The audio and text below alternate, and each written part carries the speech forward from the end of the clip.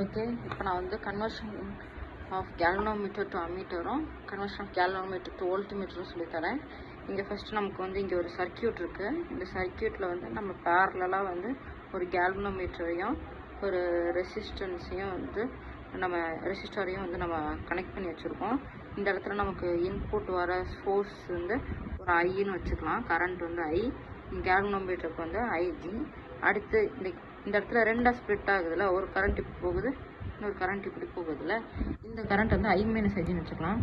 Like இப்போ நம்மக்கிட்ட வந்து எக்ஸ் வந்து நெட்டு இருக்குது. ஒரு இதுக்கு வந்து 16 போகுதுன்னா மிச்சத்துக்கு என்ன போகும்? இது எக்ஸ் மைனஸ் 16ன்னு போகும்ல.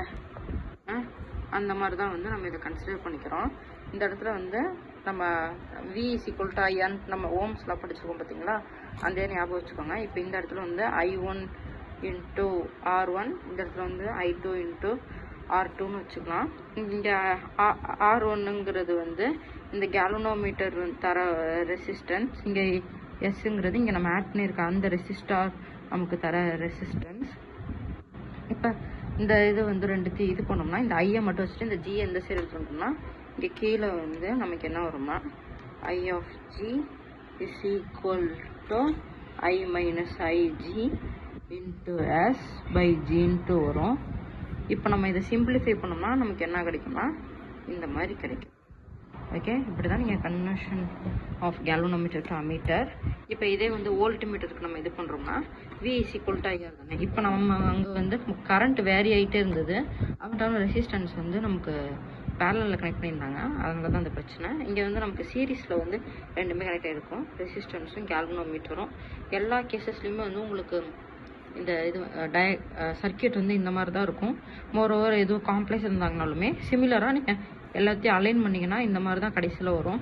மேபி லைக் சில இதில் வந்து கேல்வனோமீட்டர் இப்படி இருக்கும், இந்த இடத்துல வந்து சீரீஸ் நிறையா இருக்கும், இப்படி ஒன்று பேரலல் வரும், இந்த இடத்துல ரெண்டு இது வந்து இப்படி வந்துடும், அப்புறமா 3 சேர்ந்து இப்படி போகும், அடுத்து இந்த கேப்பில் வந்து ஒன்று வந்து இப்படி இப்படி இருக்கும். இதெல்லாம் வந்து நீங்கள் வரும். நீங்கள் இதை எல்லாத்தையுமே இந்த ரெசிஸ்டன்ஸ் எல்லாத்தையும் ஒரு சிங்கிள் இதுக்கு மாற்றி நீங்கள் வந்து இது பண்ணலாம். இப்போ இந்த இடத்துல வந்து V = இந்த ஐஜிங்கிறது தான் வந்து கரண்ட்டு. இப்போ நம்ம இந்த இதுக்கு வந்து ஒரே ஒரு கரண்ட் தான். கரண்ட் வந்து சீரீஸ் கனெக்ஷனில் வேரி ஆகாது. இங்கே G+Rங்கிறது இந்த கேல்வனோமீட்டர் ப்ரொவைட் பண்ணுற ரெசிஸ்டன்ஸும் நம்ம ஆட் பண்ணியிருக்க அந்த ரெசிஸ்டன்ஸோட இதுவும் சேர்ந்து இப்போ இந்த இதையும் மல்டிப்ளை பண்ணோம்னா நமக்கு வோல்ட்மீட்டர் ரீடிங்ஸ் வந்து ஈஸியாக கிடச்சிரும். அவ்வளோதான் இந்த ரெண்டு இதுவும். இதில் இம்பார்ட்டன்ட் பாயிண்ட்ஸ் என்னென்னா வந்து அம்மீட்டர் வந்து எப்பயுமே 0 ரெசிஸ்டன்ஸ் தான் ப்ரொவைட் பண்ணும். ஆனால் வந்து வோல்ட்மீட்டர் வந்து இன்ஃபினைட்டாக ரெசிஸ்டன்ஸ் ப்ரொவைட் பண்ணும். அது மட்டும் இல்லாமல் வந்து அம்மீட்டர் எப்பயுமே வந்து சீரீஸில் தான் கனெக்ட் பண்ணுவாங்க, வோல்ட்மீட்டர் வந்து பேரலில் கனெக்ட் பண்ணுவாங்க. ஆனால் நம்ம கேல்வனோமீட்டர்லேருந்து நம்ம அந்த ரிசல்ட் எடுக்கும்போது இது அப்படியே ஆப்போசிட்டாக இருக்கும். அம்மீட்டருக்கு கண்டுபிடிக்கும்போது நம்ம பேரலில் வந்து ரெசிஸ்டன்ஸை கனெக்ட் பண்ணணும், இதே வோல்ட்மீட்டர் கண்டுபிடிக்கும்போது சீரீஸில் கனெக்ட் பண்ணணும். அவ்வளோதான். தேங்க்யூ.